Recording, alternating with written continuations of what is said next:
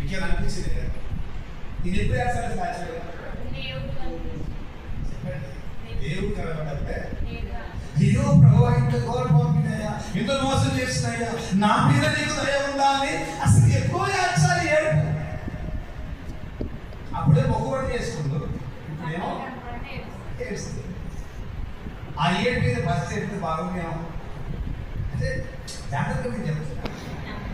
అసలు ఎప్పుడు ఏడ్చాలి బాగా, ఎప్పుడైతే బాగుండు అప్పుడే ఆయన కాళ్ళ మీద పడి అప్పుడే ఆయన బాగా గుర్తు పెట్టుకొని ఏడిస్తే ఎంత బాగుందో కదా. ఇప్పుడు ఎడతాడు చిత్రంగా ఉంది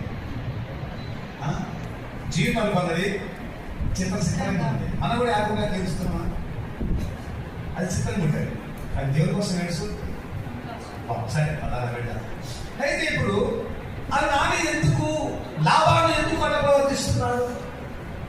ఒకవేళ లాభాన్ని కనుక యాకోబు మీద ఎక్కడలేని ప్రేమను కుమరించి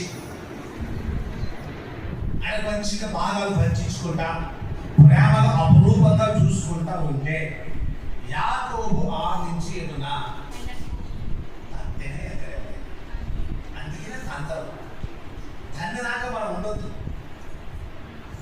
అందజాలండి ఏదైనా స్నేహం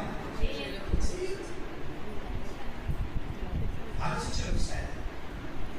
వీళ్ళకి ఇప్పుడు గుర్తొచ్చి నా తండ్రి దేవుడు ఉన్నాడు, నా తండ్రి దేవుడికి మందిరం కట్టాలి, నేను వెళ్ళాలి అంటున్నాడు. మరి ఈ రోజు ఏమైపోయింది నా ఆలోచన?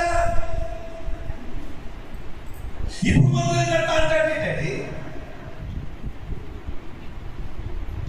ఇప్పుడు వాళ్ళు అనిపిస్తా అంటాడు ఏంటండి అంటే నేను ఏం చెప్తున్నా, మనిషి బుద్ధి అలా ఉంటది.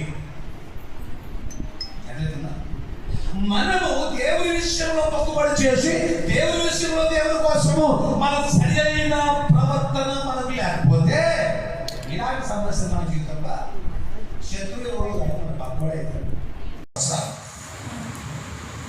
అర్థమవుతుందా? దేవుని కోసము ఏమి చేయలేదు. పెళ్లి చేసుకున్నాడు, మొదటి పెళ్లి చేసుకున్నాడు, రెండో పెళ్లి చేసుకున్నాడు, ఇంకో మంచి 4 పిల్లలు చేసుకున్నాడు, 12 మంది పిల్లలు అన్నాడు. కానీ దేవుడి మాట మాత్రం